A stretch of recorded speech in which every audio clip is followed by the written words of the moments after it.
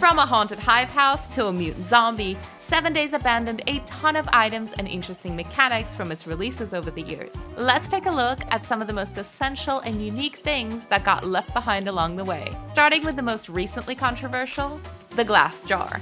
One of the longest surviving essential items in the game was removed with the release of Alpha 21. The humble glass jar was a survival staple for the last 9 years, allowing players to collect, boil, and within a couple of days, fill up their inventory with water. Once you found one, that was it. You could reuse it forever. With the new system introduced in Alpha 21, when you drink from any container, it disappears from your inventory, jars and cans included. Now, the devs did introduce a whole new system for water collection, but the community was not impressed, and it's still one of the most talked about changes in the forums. It's not all bad news, however. If you want a glass jar, there is already a mod to replace it. I'll put a link down in the description. Another thing that was completely removed from the game is the Team Z zombie, along with all of its unique mechanics and assets. This variant was a permanent daytime sprinter with higher than average health and headshot damage protection from its helmet. It always spawned with its signature's Zombie ZU t-shirt. The college football Z was first removed in Alpha 20 with the assumption that it would return as a HD version in Alpha 21. All of its assets were left in the game throughout that year. When Alpha 21 released, the Team Z zombie never came back, and its signature t-shirt and red helmet no longer spawn in the game. You can still access it in debug mode for now, but it's been flagged for removal, which doesn't leave much hope for the zombie ever coming back. Now, this next POI you'll only miss if you're a real OG 7 Days player. The Hive House was removed from the game with the release of Alpha 13 back in 2015. This unique POI was buried deep in the Burnt Forest region, and back then was the only way for a player to find honey. You'd know you're close when you hear the hornets circling the area. They would, for the most part, ignore the player unless they got close.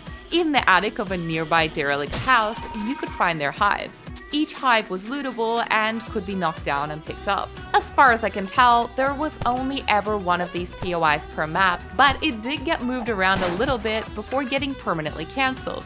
Fun fact, the hornets stuck around for a little while longer before also getting removed in Alpha 16.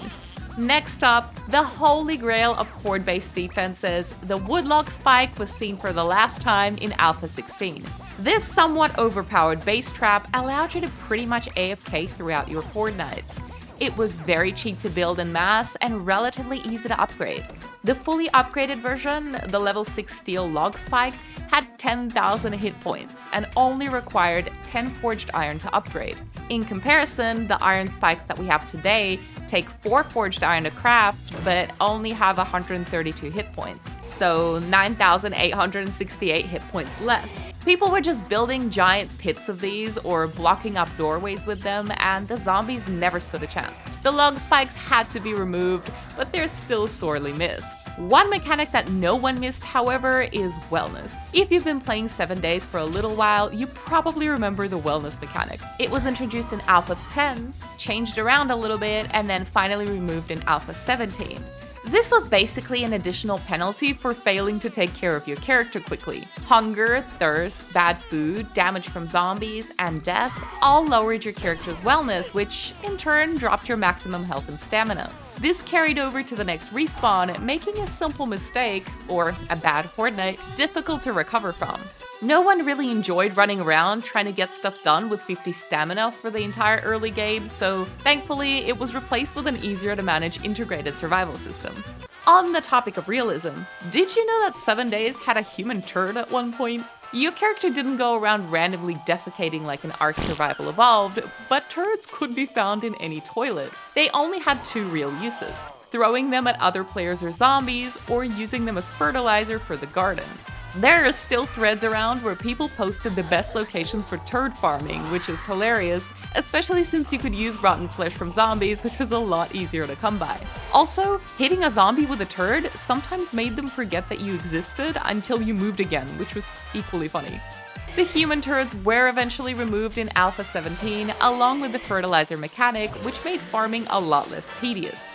Speaking of weird mechanics, the blood draw kit is another interesting item that got removed from the game. First, they took away the human turd, and the following year, they took away the blood draw kit. Looks like 2018 is the year that 7 Days decided to step away from hyper-realistic survival. The blood draw kit could be used to create blood bags at the cost of 25 health per bag. Using it too many times in a row, however, gave you a nasty debuff. Now, this existed alongside the wellness mechanic for the majority of the time it was in the game, so it was not always the best idea to use it. Interestingly, blood bags still very much exist in the game in Alpha 21, but now the only way to get one is through looting. Another thing that was completely removed from the game is the Blunderbuss. I think it's safe to say this was nobody's favorite gun. The Blunderbuss was slow, clunky, and required its own ammo type, which made it a burden to carry around. Its biggest advantage was that it was easy to craft in the early game, requiring only some wood, 4 pipes, and some glue. In reality, it was almost always easier to find a better quality gun while out looting. Making ammo for the Blunderbuss also felt like a waste since, with a little more effort and some of the same ingredients, you could make shotgun shells. Both the gun and its ammo were removed in Alpha 20 and replaced with pipe weapons instead, which can be crafted in 4 different variants and don't require special ammo. Another interesting recipe the devs removed is the ability to make fuel from animals. Biofuel was a real thing prior to Alpha 16, and you could craft it by burning animal fat over a fire or inside a chemistry station. Thankfully for us, they never included a smell radius for this thing, so it could actually be carried around the map without attracting attention. Oil shale took over as the main crafting ingredient for gas cans in Alpha 16, and that stuck around all the way through till now. According to the wiki, biofuel still exists in the file somewhere. Just comment it out. This means that either the devs have completely forgotten to remove it, or they plan to make it have an epic comeback sometime in the future. Only time will tell. And lastly, another zombie variant thrown to the wayside is the zombie farmer, who was last seen in Alpha 19 for the last time. This specialty mob used to spawn near farms and around towns, often found accompanied by his zombie dog companion. While most of his differences were cosmetic, he could spawn as both a normal or a feral variant. The chance of this one coming back is pretty slim, considering he's been missing from the game for over 2 years and was not mentioned during the 21 Alpha release. But there's always a chance that the devs will use it as inspiration for a new zombie type. Bonus: did you know that there were originally 3 snow-themed zombies in 7 Days to Die? There was the Frostbitten Worker, the Frigid Hunter, and the Frozen Lumberjack. All 3 shared the same health and strength stats and dropped the same loot, but only the Lumberjack made it to the current version of the game. The other 2 variants were permanently retired with the release of Alpha 13 in 2015. If you could bring back one thing from a previous beta, what would it be? Let me know in the comments below and subscribe to the channel for more survival game content. Thanks for watching.